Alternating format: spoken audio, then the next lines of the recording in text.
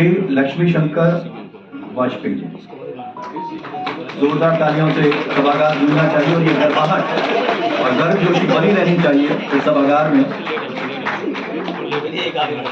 श्री लक्ष्मी शंकर वाजपेयी,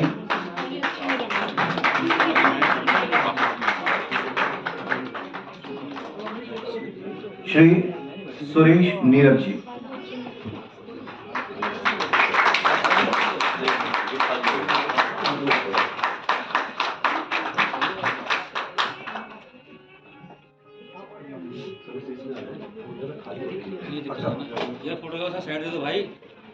श्री प्रमोद कुमार जी, श्री जैनम शाह जी,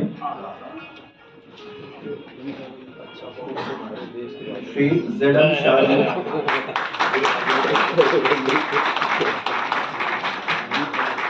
श्री मनीष यादव जी,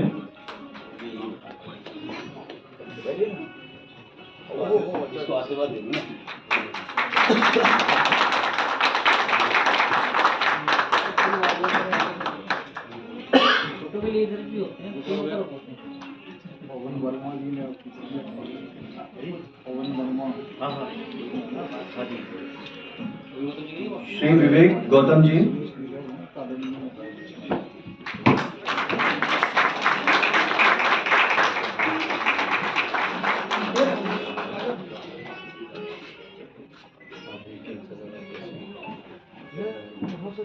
अब मैं रेखा जी से निवेदन करना चाहूंगा कि और उनके माताश्री और पिताश्री को मैं मंच पर आमंत्रित करना चाहूंगा। श्री गहलोत जी से निवेदन है। एक रिश्ता होता है हमारे माँ बाप का, अगर हमें लगता है कि वो अब कुछ नहीं कर रहे हैं, रिटायर हो गए हैं, या जो लोग घर में काम नहीं कर पाते हैं, हम नई पीढ़ी उन्हें इग्नोर करते हैं, तो वो चीज़ों को हमें थोड़ा सा बदलने की ज़रूरत है। तो समाज में जो जो बुराइयां हैं, मैंने उन चीज़ों को लिया है इसमें।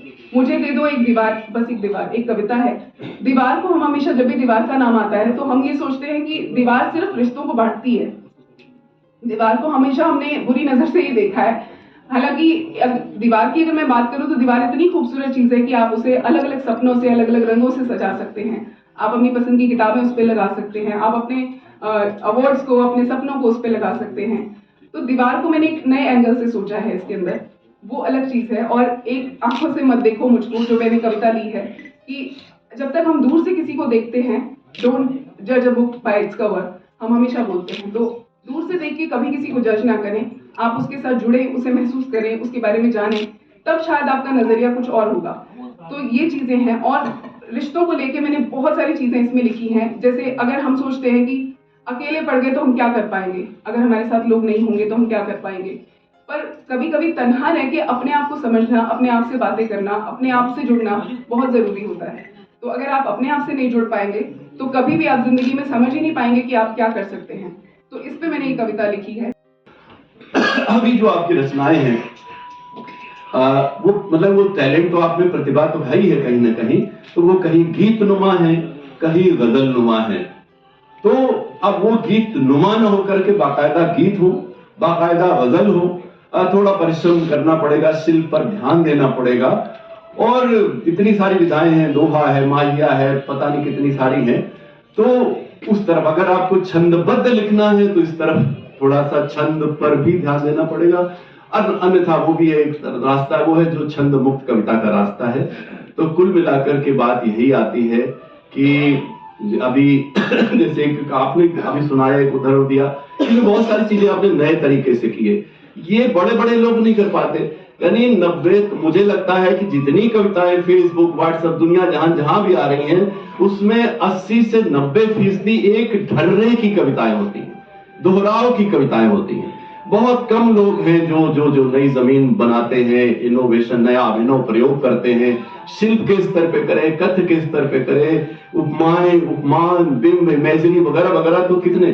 जबकि आपने तो इसमें, मैंने उसका भी उदाहरण दिया है, तरह तरह के आपने बिंब उसमें दिए हैं, तरह तरह की उपमाएं दी हैं, जो एक पहले कविता संग्रह के लिए बहुत बड़ी बात है। इसलिए कुल मिलाकर के यही कि अब आप एक पूरा इस पर ध्यान देंगी, अध्ययन करेंगी और कविताएं लिखेंगी।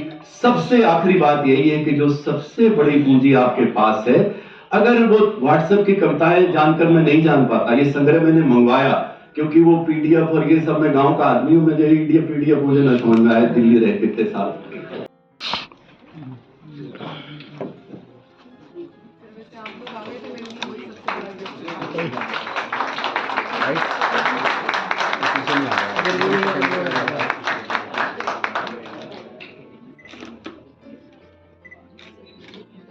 इधर देखें हम।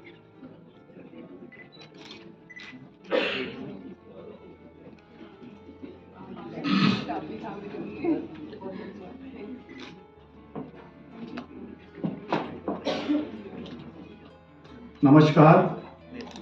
मुझे थोड़ा सा एक जनता से संवाद करने में ऐसा लग रहा है कि थोड़ा सा अगर बीच बीच में डाइल्यूट कर देना तो अच्छा लगेगा। डिस्टेंस बना ले, आते जाते रहें तो बढ़िया है, क्योंकि एक जो कॉन्टैक्ट होना चाहिए वो नहीं हो पा रहा। सबसे पहले तो मैं आज के इस मंच पर जो विराजित लोग हैं उसमें पूजनीय माता जी, पिताजी, रेखा जी की प्रणाम करता हूं, जिनके संस्कार के कारण रेखा जी एक कवित्री बनी भी क्या, ये भी गलत शब्द है, कवि तो कोई बनता नहीं है, कवि तो पैदाइश होता है, उसके डीएनए में कहीं कविता होती है। मैं विज्ञान का विद्यार्थी रहा हूं और अध्यात्म मेरा क्षेत्र है। मैं ज्ञान से विज्ञान तक की यात्रा करता हूं, इसलिए प्रज्ञान पुरुष कहलाता हूं। अपनी बात अपने ढंग से कहने का मेरा एक अंदाज है। मंच पर उपस्थित जितने भी व्यक्तित्व हैं, मैं उन्हें व्यक्ति नहीं मानता, बल्कि वे सब व्यक्तित्व हैं। मंच पे इतने महान महान हस्तियां बैठी हैं कि मैं अब क्या बोलूं, सब तो बोल ही चुके हैं आरजे रेखा जी के बारे में। और आरजे रेखा, जैसे उनका नाम ही कहा कि उन्होंने कि आरजे, नाम आरजे है तो खुद ही बोलती है, बहुत बोलने की उनका आदत है, लेकिन आज वो बोलते बोलते जो भावुक हुई, मुझे वो बड़ा अच्छा लगा। वो इसलिए अच्छा लगा क्योंकि इससे साबित होता है कि उनके दिल में एक कलाकार है, एक कवि है। कि बगैर आदमी भावनाओं के जो आदमी होता है वो ऐसे होता है कि जैसे सूखा हुआ पत्ता हो जिसके अंदर कोई रस ना हो।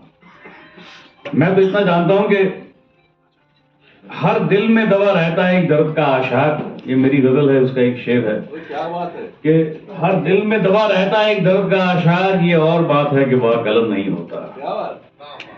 तो हर आदमी कुछ ना कुछ कहना जरूर चाहता है, लेकिन कोई हिचकिचाता है, किसी को मौका नहीं मिलता, कोई जरा घबरा जाता है। जैसे अभी वो कहा था संदीप मारवाड़ जी ने कि बहुत सारे ऐसे लोग हैं जो कई सालों से पुस्तक छापने की सोच रहे हैं, लेकिन अब तक छापी नहीं। मैं भी उनमें से एक हूँ।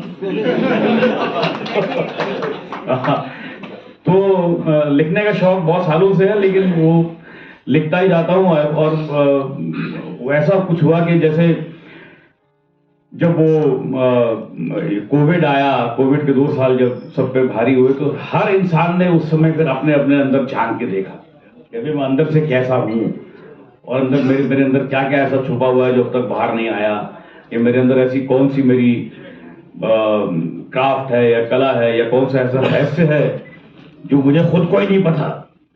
तो वो काफी लोगों ने अंदर झांका, तो जब मैंने भी झांका तो मैंने देखा, मैंने यार इतना कुछ मैंने लिखा हुआ है, तो मैं तो कुछ करना चाहिए इसका। तो ऐसा नहीं कि मैं को बहुत अच्छा लिखता हूँ, कभी कभी मैं अपने से खुद से भी इंटरेस्ट नहीं होता, अपनी खुद की लिखी चीजें फाड़ के फेंक देता हूँ।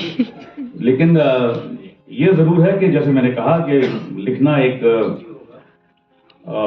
अच्छी आदत है। इसके अलावा मैंने नाटक बहुत सारे लिखे हैं, कविताएं बहुत सारी लिखी हैं, गजलें बहुत सारी लिखी हैं। अभी जैसे कुछ बात कर रहे थे रिश्तों की, तो भूल ना जाना, कुछ अभी भूल ना जाना पे कुछ कहा। गहलोत जी की जो फेवरेट कविता थी, पता नहीं किसको कौन याद आ रहा है उनको, जो बार बार वो पढ़ रहे हो।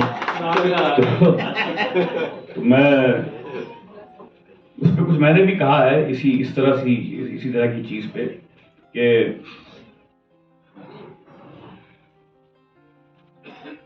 जब तू मेरे जहां से चला जाएगा दोस्त, जब तू मेरे जहां से चला जाएगा दोस्त, मैं भूलूंगा नहीं तो क्या याद आएगा दोस्त। जब तू मेरे जहां से चला जाएगा दोस्त, मैं भूलूंगा ही नहीं तो क्या याद आएगा दोस्त। दो राह अगर कोई आ गया सरे राह चलते चलते, दो राह अगर कोई आ गया सरे राह चलते चलते, मुझे मानिंदे रहनुमा तू खड़ा पाएगा दोस्त। एक दूजे के ख्यालों से जब गुजर होगी हमारी, एक दूजे के ख्यालों से जब